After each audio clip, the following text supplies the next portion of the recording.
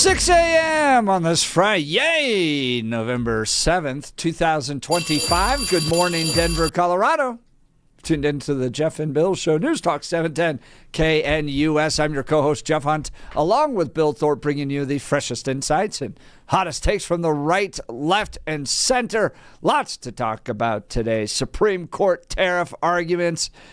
Elon Musk, $1 trillion pay package. Way to go. I love it. And then we'll talk flight delays. Hitting Denver starting today. What that's going to look like, too. Oof. So, just ouch. And have we all woken up from last night's slumber fest, the Broncos game? It was an easy way to fall asleep. Oh, dude, I did. I fell asleep on the couch numerous times. Dog coming over. Hey, what are you doing? You knew it was bad when at halftime the players of the game were the punters. Yes. Yeah. You're like, oh, this is bad. I felt bad for the highlight team. Like, what do you got? You got like two things.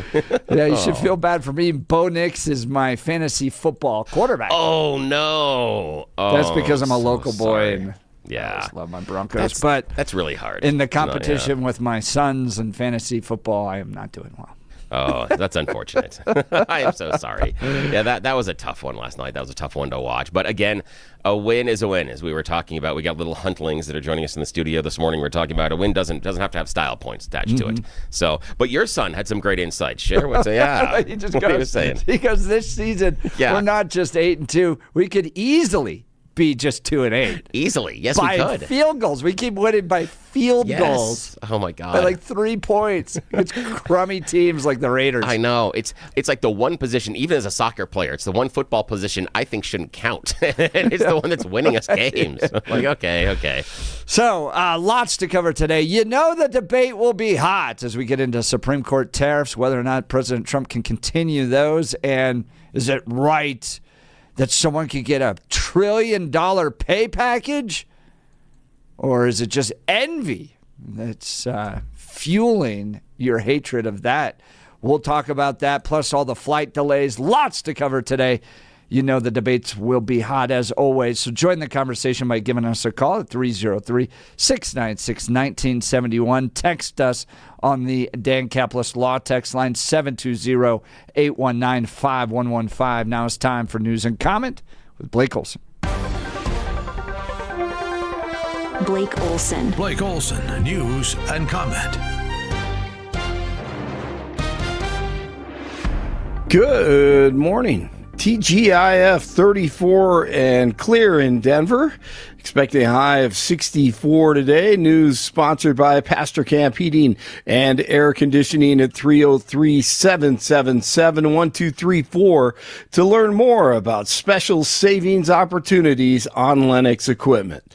Our top story, United Airlines cutting flights out of DIA ahead of today's FAA order to reduce air traffic by 10%. The airline has rearranged schedules through Sunday, cutting about 4% of its flights from DIA. They've also launched a website to help passengers rebook the canceled flights. 40 U.S. airports have been ordered to cut air traffic due to the Schumer shutdown. It is day 38 today. Blocked. Kick is blocked. And Denver's going to get the ball. With the face mask. Yes. With the face mask block. I love it. That was fantastic. The Orange Crush. I thought I saw Tony Lilly out there, Billy. Oh, God, yes. You know, I mean, once again, I thought I saw Dennis Smith. Yes. Tom Jackson in 57.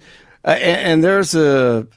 by the way, that was the play of the game, that block punt. Yeah, J.L. Skinner blocked it. And again, that's talk because about the late only in the thing third. was give him a field goal. They Yeah. couldn't do anything after it. That's 3 points. That is what football's all about, Jeff. That's what you told me. Come on. Blake, We did win they by couldn't 3. do anything. I'll They take it. block a punt. It goes 3 and out, and then they kick a field goal, and that became the game That's winning. the winner. Yeah. Point. That is the Again. win. As long as they're going to allow that. Yeah, we talk style points, and shout out to the dude that's so committed he will block the ball with his face. You're on my team every day of the week. That's every right. day of the week when you block the ball with your face. There's a sense that you think that was intentional? No, I think he just walked right into it. However you can do it. Here's the thing is, I don't think it was intentional, but if you are willing to throw your entire body in front of the ball, yes. That's my thing with soccer defenders. When I see defenders turn their back, I'm like, oh, get off my pitch. Get off now. If you're not willing to take the ball in the gooch, get off. The idea is use every part of your body to block the ball. Dude was committed. Any day of the week he can play for my Broncos. Any day of the week. It was beautiful. You've got to be ready to take it anywhere. Anywhere. Just walked right into it. Yes, that's which is beautiful. He's like, hit me anywhere. Come right into it. I will take that. That's the kind of player I want. Please. Every centimeter of your body counts, man. Whatever blocks it, I don't care. Right. Absolutely. Yes. Yeah, great play. Huge play. Yeah. And that's why you never know. I mean, it could be in the first quarter. It could be in the second quarter. Last night it was late in the third.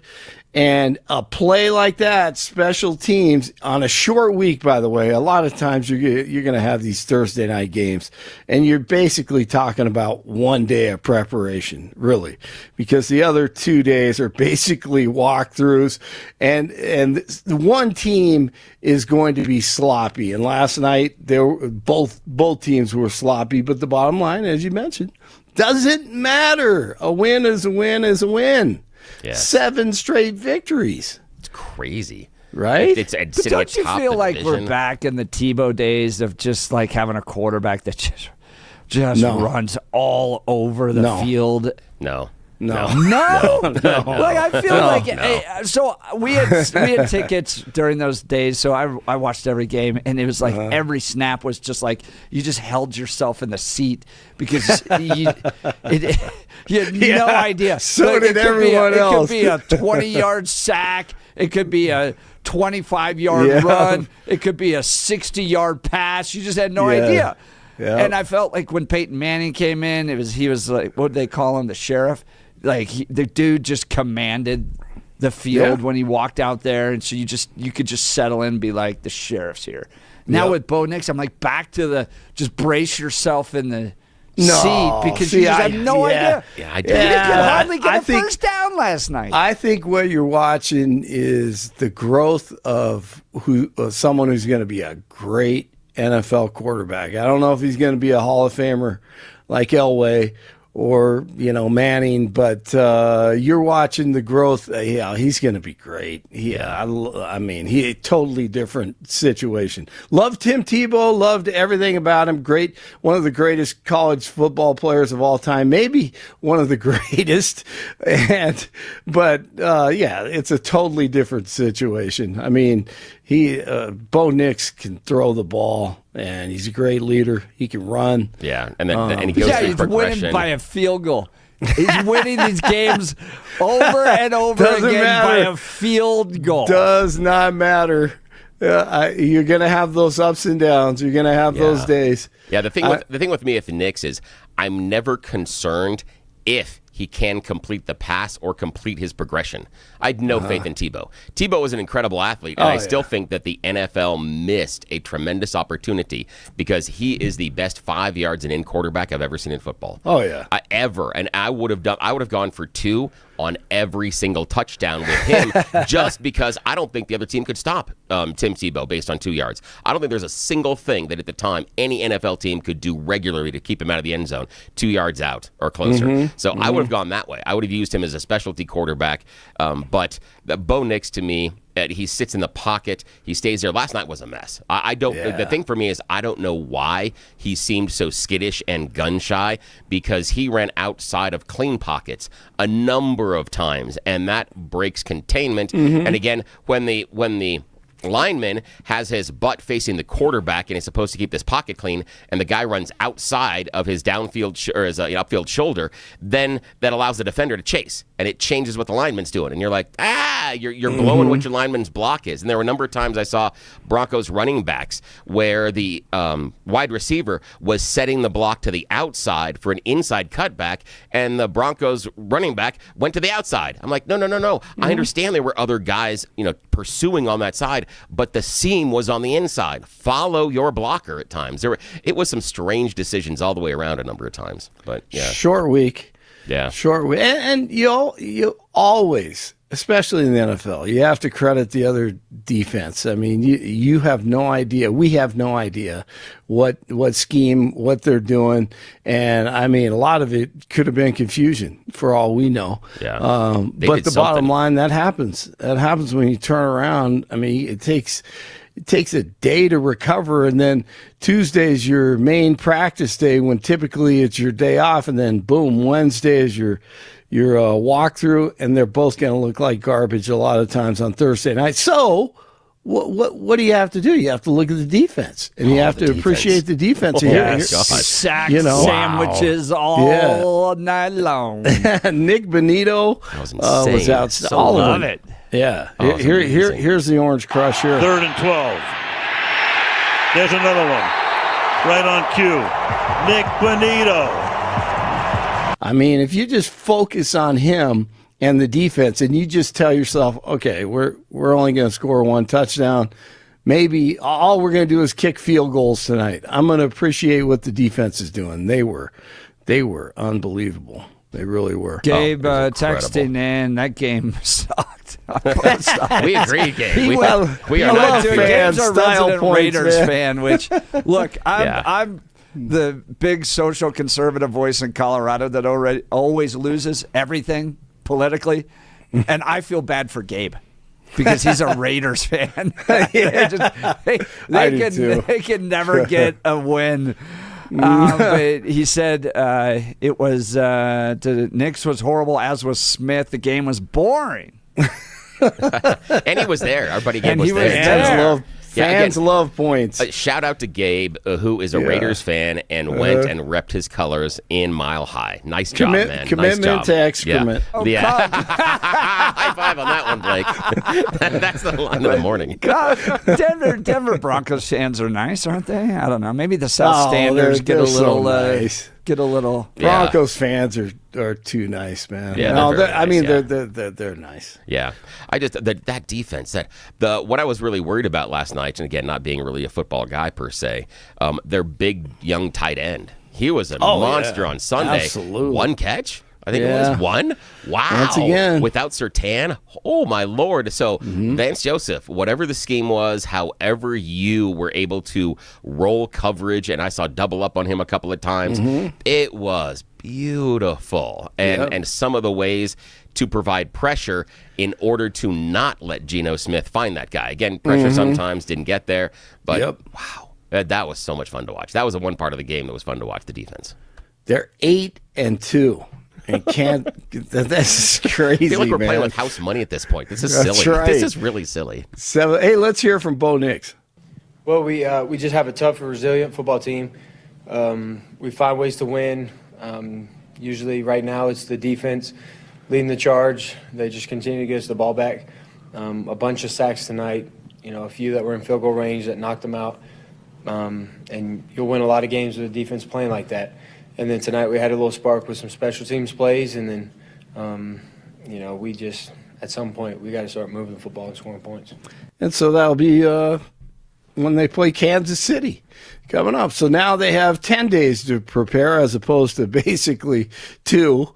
And I think you'll see a different Broncos offense, but you just got to survive these weeks. Now, you have to ask yourself, would you rather be on the winning end of a 10-7 game or the losing end of a 10-7 game? Gabe will tell you that. Trent Shearfield wearing blue cleats. Oh, my God, so beautiful. Those like that blue too. Cleats with those socks.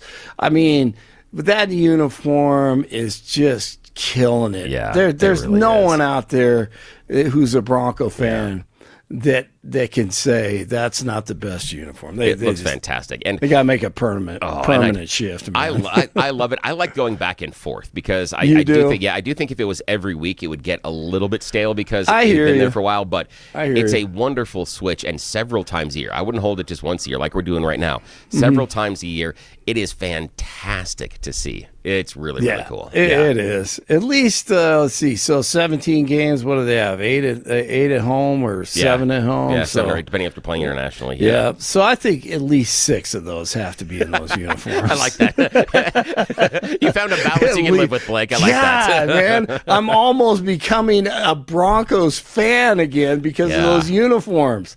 The weird thing for me is how much I was tired of that helmet and design when they changed it over, and now how much I'm back in love with it. I agree. Yeah, and I agree. I'm watching those Broncos hoodies last night, going, wonder how much that is. I'm like, I could have one of those. Same here, man. Going on. Oh, I know. I think a lot of it has to do. I was thinking about this last night. A lot of it has to do with the digital age and the 4K or whatever we're in right now. Oh, yeah. I mean, the fact it's so clean and crisp and beautiful. And, when you look back at it, when we were watching games, I mean, now, it looked like old, film from the 20s. When you look at footage from the 80s, if it's not on film and it's on video. And that may be part of it, but golly, those things look good. They look good. Do. I speak of things that don't matter. All right, let me tell you about a woman in Boulder County recovering after being attacked by a moose in Boulder County. She was walking her dog west of Jamestown on Wednesday. A young bull moose knocked the woman down and stomped on her multiple times. She was taken to the hospital with head and back injuries. CPW couldn't find the moose, but they don't call him Mean Moose for nothing. Remember that. Hopefully she will be okay. 47 will host the Hungarian Prime Minister at the White House today, Viktor Orban, and DJT will talk about stopping the purchase of Russian oil as part of a pressure campaign to end the war with Ukraine. DJT also announcing sweeping cost cuts on obesity drugs. The White House says that Eli Lilly, which makes Zepbound, and Novo Nordisk, I don't know how to say these, which manufactures Wegovy, will lower the price of those injectable weight loss drugs to as little as $350 a month for starter doses. And I don't know if that's a good idea or not. I don't trust any of them. If you're fat like me, you got to go to the gym, work out, and eat right, and stop eating fried foods and carbohydrates. True. I think someone fainted, didn't they, during that press conference? One of them? There was a little bit of irony in that. We're doing a health press conference. Someone's like, man down. You're like, wait, hang on here. Yeah. That was during that press conference, right? Yeah, that was. That is. I know. But what does it say about, us, just as a side note about us in America going, let's see, exercise and sweating, getting the pounds. Give me a pill. Give me a pill. Can you shoot me in the butt with something? Classic Americans. Yes, we've got better things to do. Yes, we're the titans of industry. Just hand me a pill. Yeah, just hand me a pill. Yeah. That's not a good. It's not a good look. I agree. Yeah, I don't know though. I've seen some folks really change though on it. Like like I have too. Man, they look like totally different people. Oh yeah, I've seen some people that had some. Are they healthy? Yeah. The people that I've known, there was someone that I knew that was struggling with with diabetes, and it was a constant problem based on some other injuries and things. That the idea of constant workout, and especially some of the cardio, just wasn't possible for them. And this has changed them. In fact, really changed their diabetes medication and other medications they're on. Yeah. So for those situations, I think it's great. But if it's like someone that's like, I don't want to go to the gym. I put on a few pounds after Thanksgiving. I'm going to go this way. That I don't think we should be doing. But I don't know. That first workout when you got that spare tire. That's it's so awful. hard. Oh, it It's sucks. so hard. Oh, it's so The bad. second workout, Workout third is workout. horrible. Yes. It's just tough, man. You just yeah. you just feel terrible. Absolutely. It feels like you're just carrying so much weight. Yeah, it's the worst. I'm always reminded of John Panette when he talks about the idea, and he was a big man before he passed away, about the fact that when he was working out, and he said, he'd be on the treadmill, and like for the last mile or so, he'd start having a chant. Raviolis and a nap, raviolis and a nap. He's like, that was his goal at the end of the run. That's what he's shooting for. Raviolis and a nap. Yeah, it's like that's what kept him going. That's great. Well, if you're listening to Jeff and Bill right now and you're on the treadmill, hopefully we can help you lose some weight right now. You know who job. we often talk to and interview on the show, who just calls us right from the gym, and I think you can credit it to his longevity. Yes.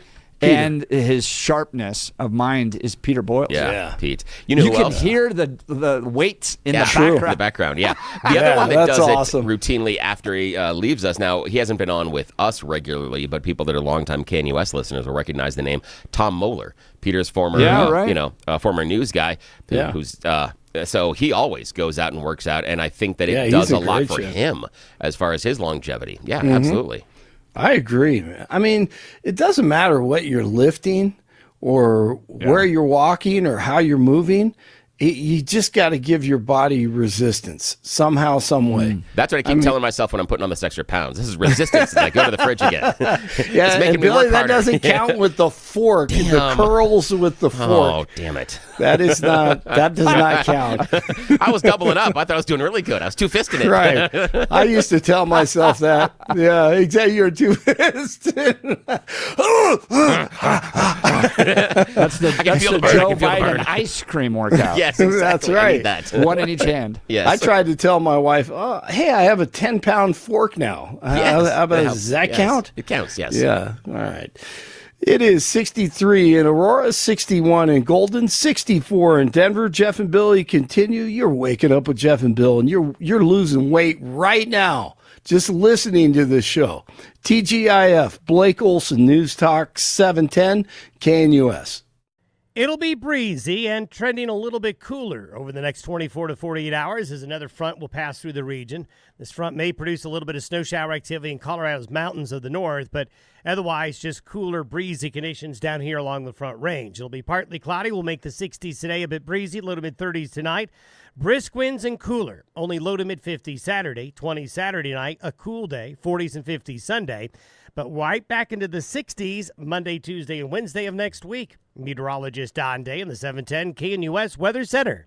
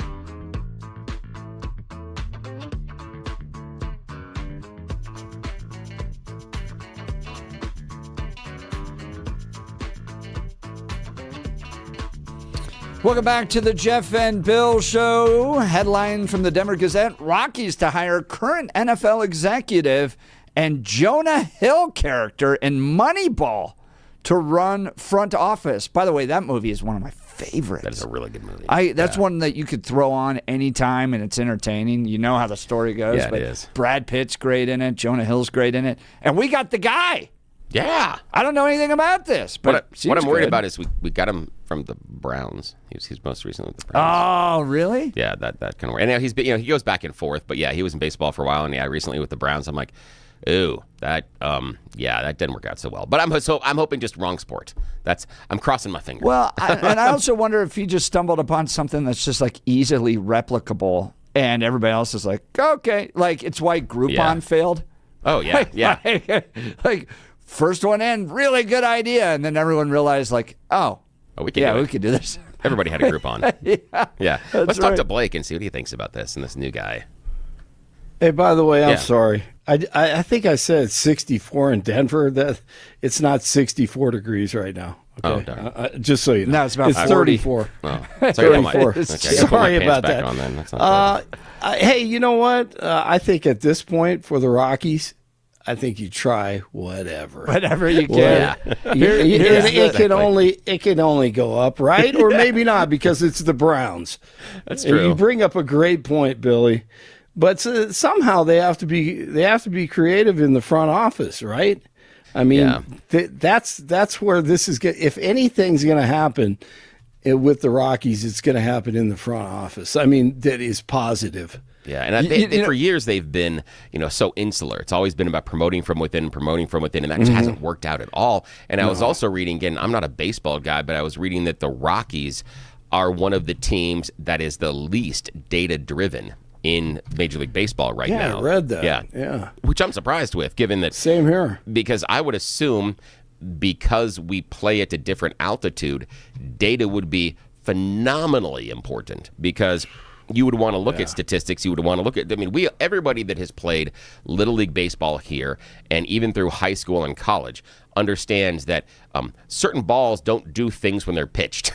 they don't do the same thing they do at sea level. And so there would be some ideas as far as, I'm not a baseball guy, but I've always had this theory that what would happen if you went out and you got a whole bunch of pitchers. It would be hard to do, but pitchers that are throwing in the high 90s.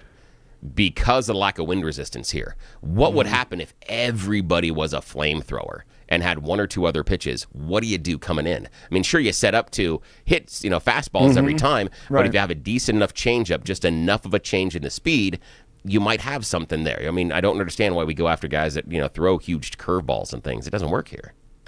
I agree. Intelligent. Yeah.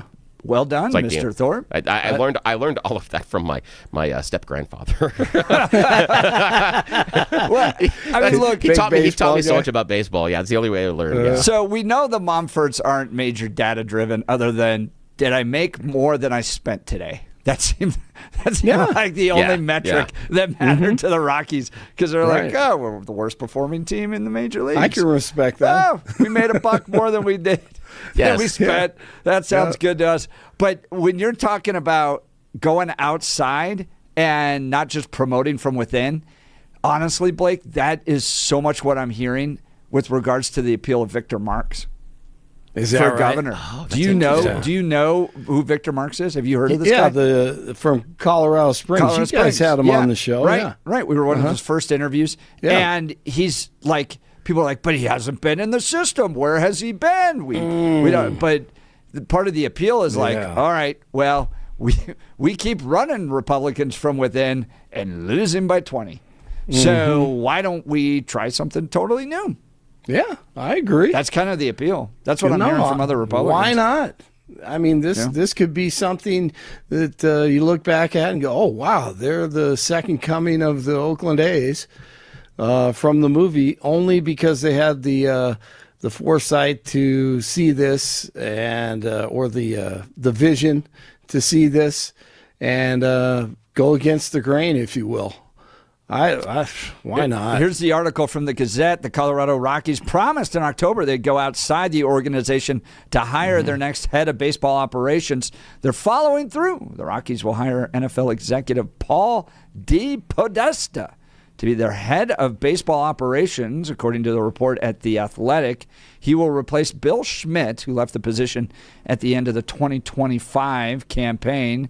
Major League Baseball's GM meetings will begin Monday in Las Vegas. It's expected DePodesta will be announced, and in place when the key off-season gathering begins. The 52-year-old Dee Podesta is the chief strategy officer for the Cleveland Browns, a franchise that, like the Rockies, is all too familiar with trying to figure out how to be a playoff contender. He's been with the Browns since 2016.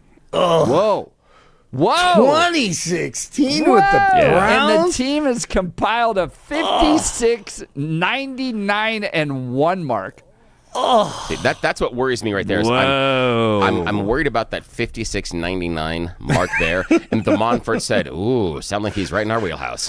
That sounds just like what we've been doing. This guy fits in perfectly with us. Great point. Yeah, that's what I'm worried about. Hey, but he won 55. Yeah, you mean he loses twice as often as he wins? That sounds like a Rockies guy for me. That's great. He's gonna fit in well here. What if we could maybe win those 55 in 1 year or 2 years? So you're saying he has a lot of experience with low expectations and failure. I think he's going to wear purple and look great in it, sir. Man, Yes, this that's is exactly hey, it. look, this is going to be one of those things where it's going to be the greatest story if it works out. Yes. And it's an I told you so if it doesn't. Oh, exactly. And more than likely, it's going to be an I told you so. Yeah. That's what I'm worried about.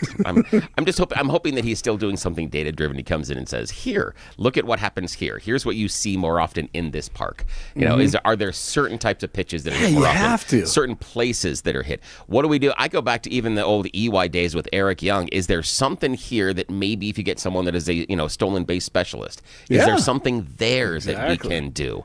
You know, well, What's is it? the market look Yeah, like? I mean, you know that the Broncos, like last night, had an advantage because of the Raiders coming up here from Las Vegas. So there's an altitude advantage. So what is the altitude advantage you can play into the park here?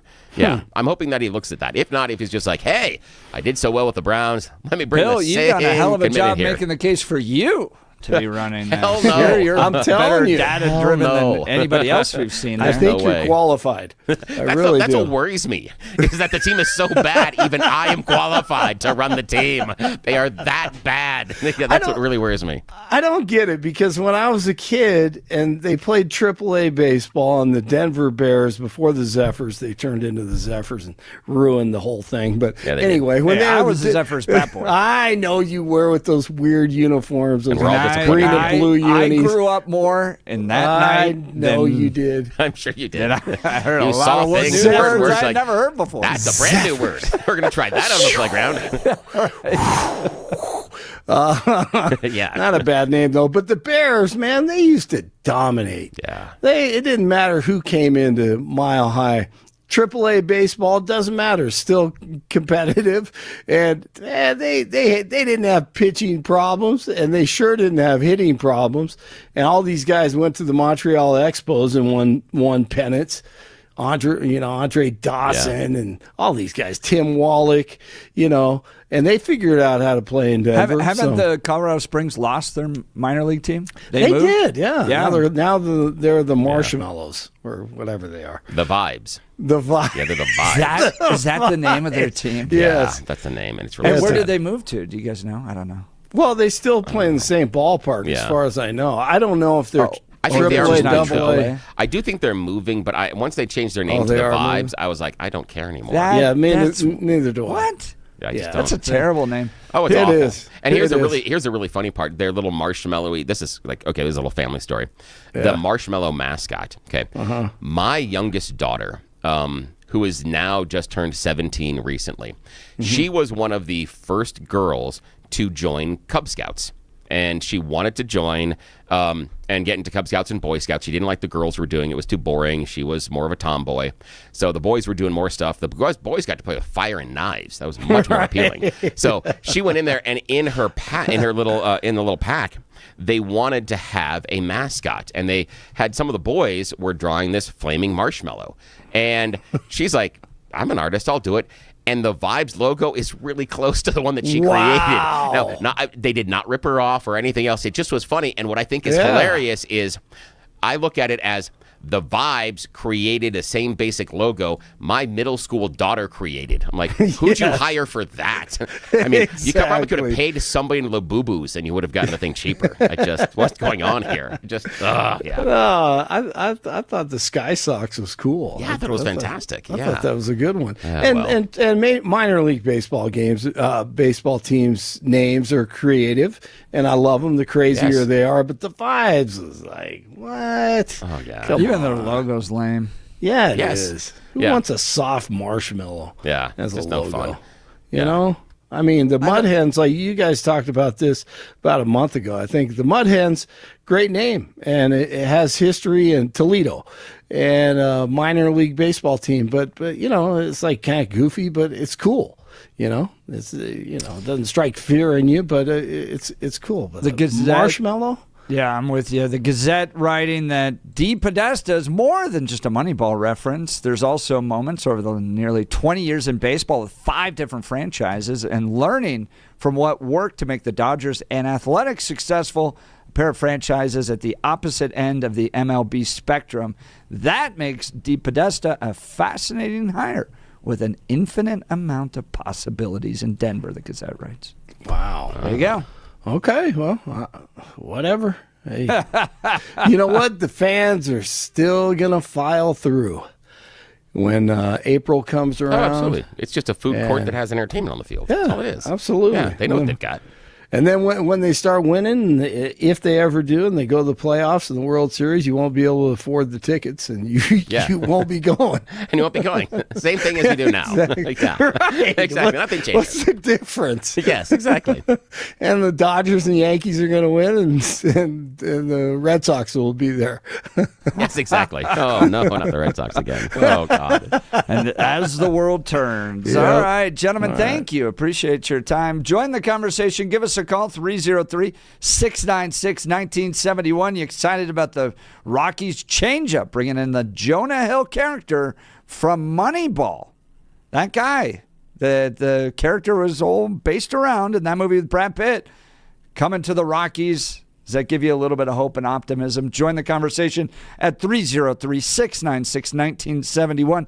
Text us on the Dan Caplis Law text line at 720-819-5115. You're listening to The Jeff and Bill Show. This is Denver's Talk Leader, News Talk 710, KNUS.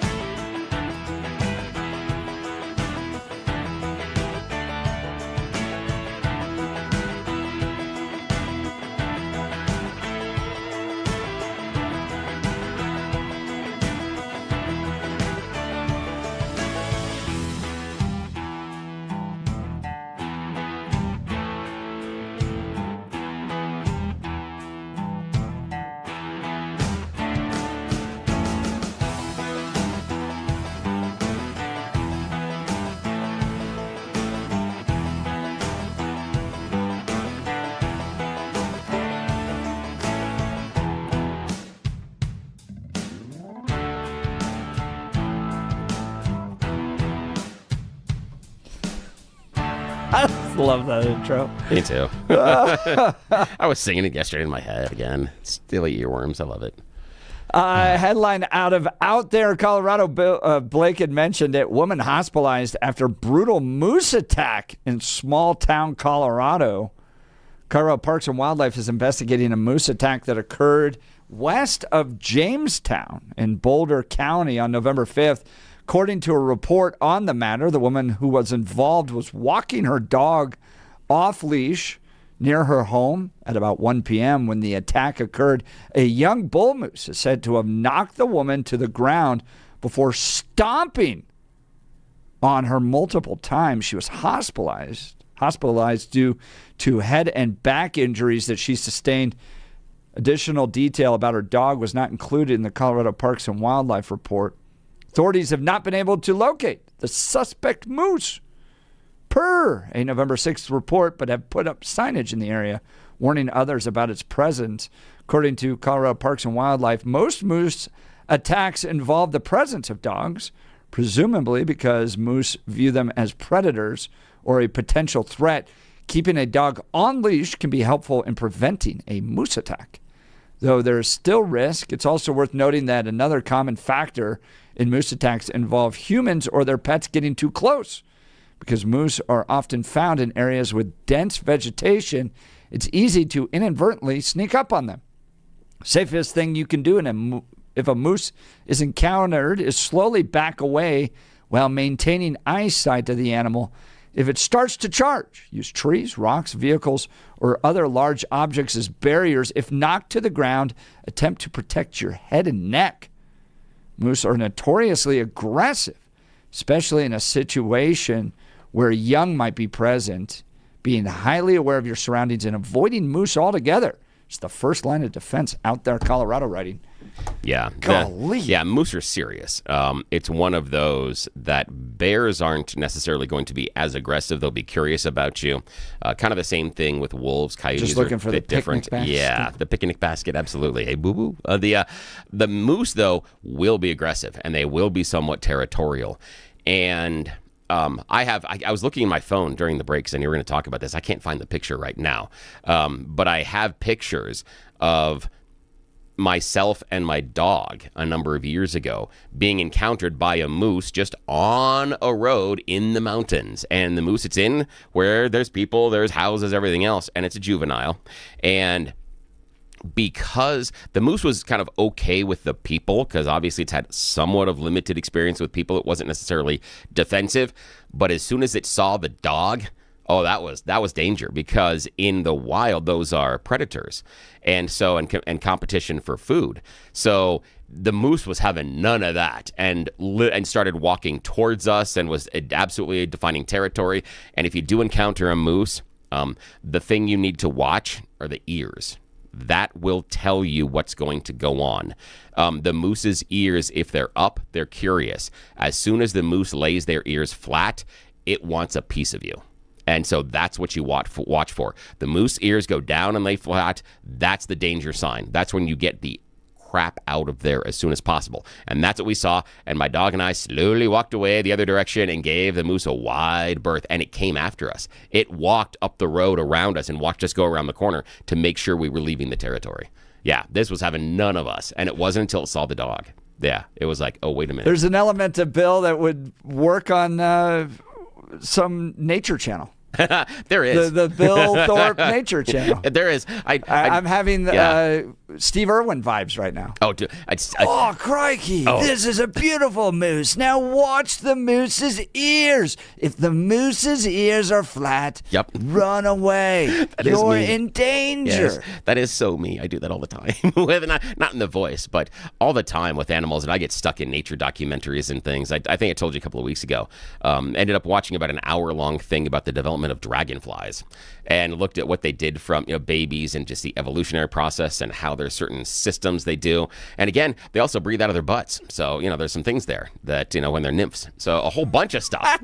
Going back to previous You Choose the News stories. Right. Yeah, so again. Well, speaking of You Choose the News, we got that coming up. Jason texted in.